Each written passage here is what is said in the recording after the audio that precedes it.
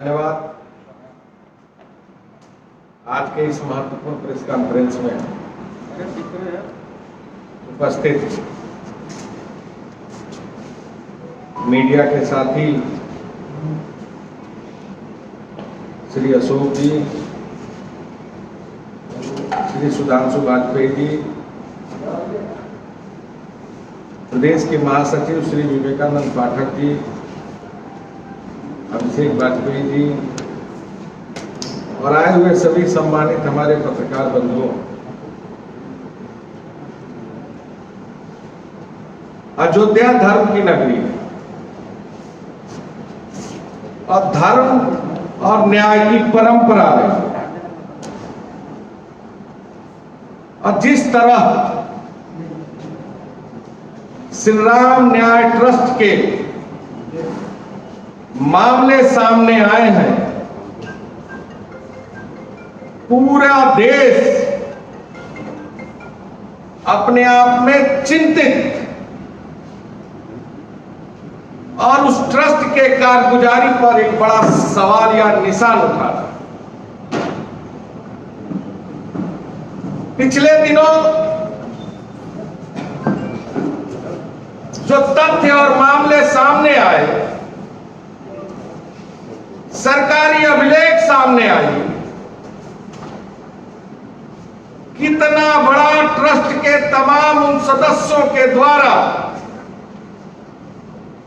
जो लोगों ने आस्था और विश्वास व्यक्त करते हुए, जन सहयोग करते हुए एक एक रुपया चंदा देकर श्री राम मंदिर के निर्माण में हम भूमिका निभाई, लेकिन ट्रस्ट की जो कारगुजारी सामने आई वह एक बड़ा भ्रष्टाचार का खेल देखने को मिला। 2 करोड़ की जमीन पहले लिखवाई जाती है। कौन लोग लिखवाते हैं? जो वहां उस ट्रस्ट में सदस्य होते हैं। 2017 में जब हरीश पाठक और कुसुम पाठक ने बैनामा लिया था उस जमीन का, और वो ट्रस्ट बार बार श्री चंपत राय जी द्वारा यह कहा जा रहा है कि 2011 में एग्रीमेंट हुआ है। जो मामला श्री राम मंदिर निर्माण ट्रस्ट के अध्यक्ष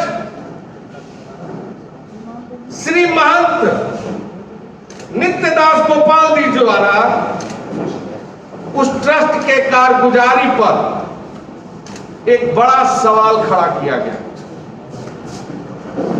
उनका कहना है कि ट्रस्ट के सदस्यों द्वारा पिछले कई महीनों से कोई भी लेखा जोखा और खासकर क्या हो रहा है इसकी जानकारी भी नहीं दी जा रही। रवि मोहन तिवारी जी, सुल्तान अंसारी जी ने 18 मार्च 2021 में 7:10 पर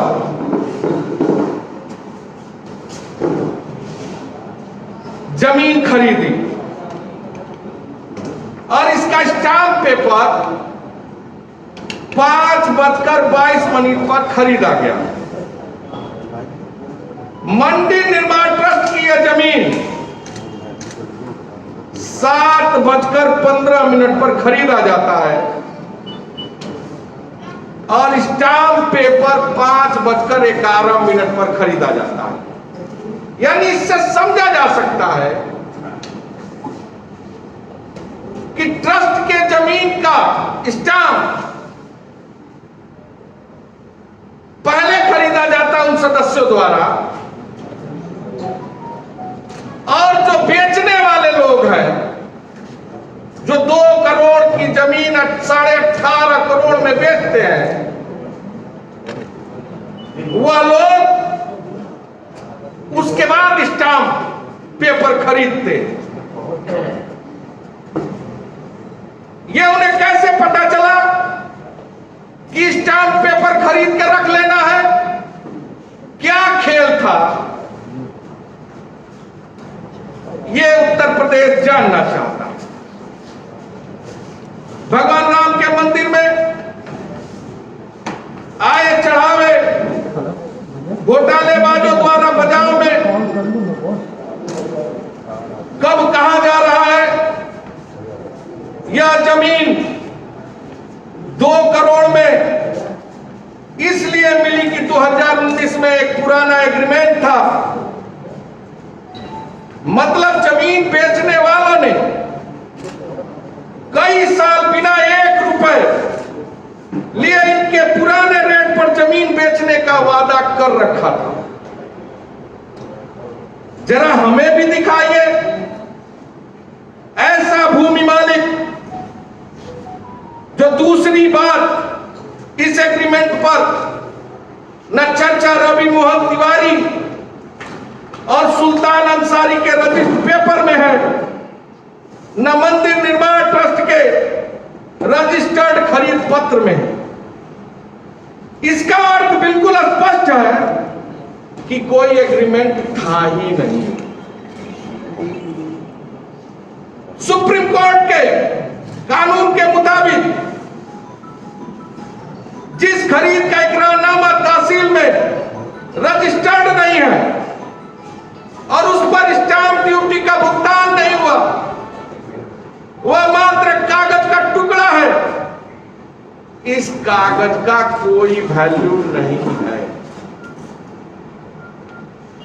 यह सारा खरीद तहसील में नहीं होता है। दोनों खरीद फरोख्त अयोध्या के मेयर, भाजपा के नेता ऋषिकेश उपाध्याय के घर पर हुई, जो जांच का विषय।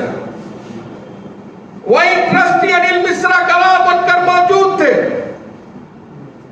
श्री राम मंदिर निर्माण ट्रस्ट के एक मेयर के घर जाकर क्यों खरीदी गई? यह भी एक बड़ा सवालिया निशान। रवि मोहन तिवारी जिन्होंने मंदिर निर्माण ट्रस्ट की जमीन खरीदी, वह अयोध्या के मेयर भाजपा नेता ऋषिकेश उपाध्याय के समधी के साले हैं। दोनों रिश्तेदार हैं और दोनों का घर आसपास है। सब जानते हैं कि ऋषिकेश उपाध्याय की अयोध्या में क्या स्थिति है और क्या सवाल है। सुल्तान अंसारी रवि मोहन तिवारी के साथ मिलकर 2 करोड़ की जमीन 5 मिनट में 18.5 करोड़ में मंदिर निर्माण ट्रस्ट को बेच दी। सुल्तान अंसारी समाजवादी पार्टी के नेता हैं और उनकी बीवी पिछले समय अयोध्या में तरन्नुम अंसारी, जो समाजवादी पार्टी से चुनावी वार्ड पार्षद का लड़ी थी। यानी खेल स्पष्ट है कि किस तरह भावनाओं के साथ ठेस पहुंचाने का काम किया गया है। अयोध्या की परंपरा हर आदमी जानता है। धर्म और न्याय की परंपरा रही है। भगवान राम जी ने मर्यादा के लिए जिस समय लोगों ने अगर सवाल खड़ा किया तो सीता मैया को अग्नि परीक्षा देनी पड़ी। और आज भारतीय जनता पार्टी, मुख्यमंत्री जी, इनके मंत्री लोग लगातार क्लीन चिट देते चले जा रहे हैं। परीक्षा, एक सामान्य परीक्षा और जांच भी कराने से भाग रहे हैं। आखिर क्यों भाग रहे हैं? ये करोड़ों लोगों के आस्था का सवाल है। आदरणीय प्रियंका गांधी जी ने भी आज एक फेसबुक वॉल पोस्ट पर पूरी स्थिति को स्पष्ट करते हुए सरकार से सवाल किया है, आखिर जांच से यह सरकार क्यों भाग रही है।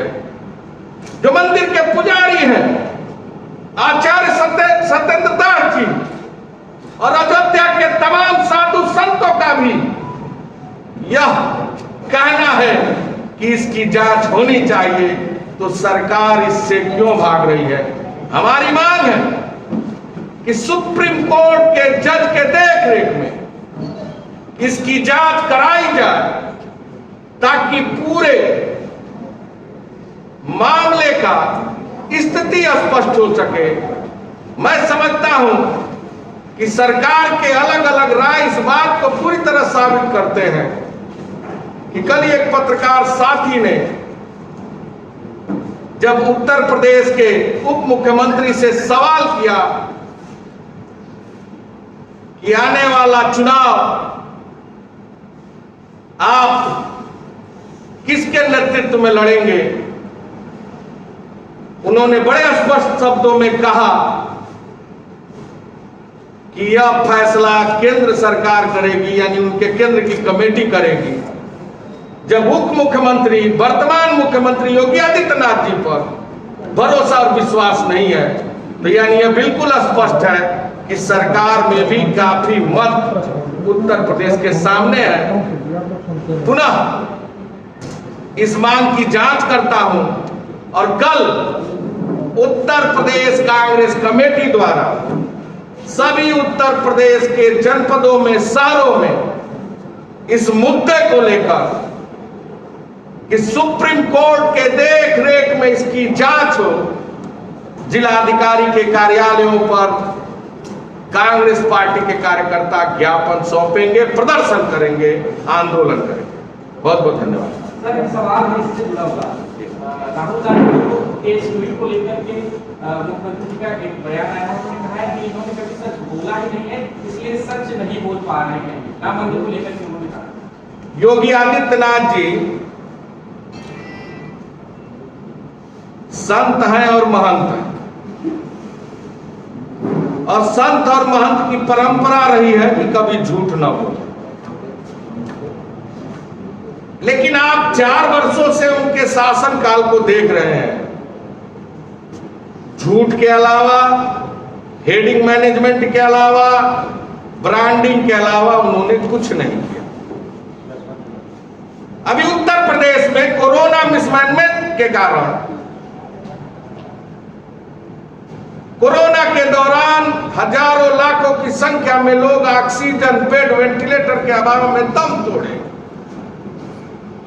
मुख्यमंत्री जी ने हवाई सर्वे किया, 18 मंडल और 75 जनपदों में जाकर लोगों का हाल चाल जाना, अस्पतालों के डॉक्टर से मिले, लेकिन उन्होंने क्या कहा? सब ठीक था। हालत और आलम यह था कि उत्तर प्रदेश के भारतीय जनता पार्टी के विधायकों ने सरकार पर सवालिया निशान उठाया। कई विधायक इस कोरोना काल में ऑक्सीजन, वेंटिलेटर, बेड और दवाई न होने के अभाव में दम तोड़ दिए। केंद्रीय मंत्रियों ने पत्र लिखा, सांसदों ने पत्र लिखा और मुख्यमंत्री ने कहा सब ठीक था। 40 बड़े घोटाले उत्तर प्रदेश में सामने आए। अभी इतना बड़ा ट्रस्ट का मामला सामने आया। पिछले समय पशुधन घोटाला, जूता मोजा, छात्रवृत्ति घोटाला, 40 बड़े घोटाले, टीएचएफएल के कर्मचारियों के भविष्य निधि का घोटाला सामने आया और मुख्यमंत्री ने सबको क्लीन चिट दे दिया। पत्रकार सुलभ श्रीवास्तव जी की हत्या हुई। शराब माफियाओं के खिलाफ आवाज उठाने में 4 साल में 500 से अधिक लोग जहरीली शराब के नाते काल के गाल में समा गए। एक जिंदा आदमी जिसने शराब माफियाओं के खिलाफ संघर्ष किया, समय समय पर समाचार पत्रों में प्रकाशित किया, उन माफियाओं से लड़ा, सुरक्षा की मांग की, उसकी निर्मम हत्या हो गई और सरकार कहती है कि एक्सीडेंट में हत्या हुआ। ये इसका प्रमाण है। हाथरस की बेटी के साथ अन्याय हुआ था। मुख्यमंत्री रोज झूठ पर झूठ बोलते जा रहे थे, बाद में जांच के दौरान सारे तथ्य सामने आए। मैं नहीं समझता योगी आदित्यनाथ से बड़ा झूठा कोई व्यक्ति होगा। इसके तमाम उदाहरण और प्रमाण है। तो जो झूठ के चद्दर को ओढ़ के लिपट के सो रहा हो, वह दूसरे को आईना दिखाना बंद करे, पहले अपने आप को आईने में देखे। और कोई सवाल आपका? बहुत बहुत धन्यवाद, बहुत बहुत शुक्रिया।